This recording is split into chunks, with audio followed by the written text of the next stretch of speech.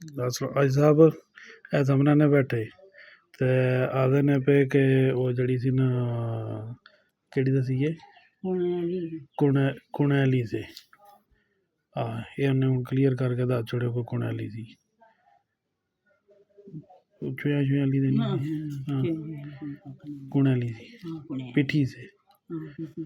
ਆਖਦੇ ਨੇ ਪਏ ਕੁਣੇ ਵਾਲੀ ਤੇ ਪਿੱਠੀ ਸੀ ਹੈ ਕਿ ਨਹੀਂ ਸਾਰੀ ਸੀ।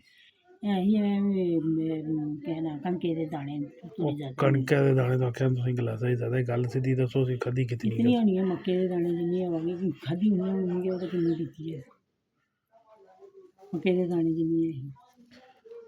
ਇਹ ਸਭ ਦੱਸੇ ਨੇ ਵੀ ਮੱਕੇ ਦੇ ਦਾਣੇ ਜਿਤਨੀ ਸੀ ਤੇ ਮੱਕਾ ਦੀ ਥੋੜ੍ਹੀ ਜ਼ਿਆਦਾ ਕਰਨ ਅੱਧੀ ਗੋਲੀ ਦਾ ਹੋਵੇਗੀ ਕੰਮ ਅਦ ਕੰਮ ਜਿਸ ਹਿਸਾਬ ਨਾਲ ਤੁਸੀਂ ਅਸਰ ਹੋਇਆ ਅੱਧੀ ਹੋਵੇਗੀ।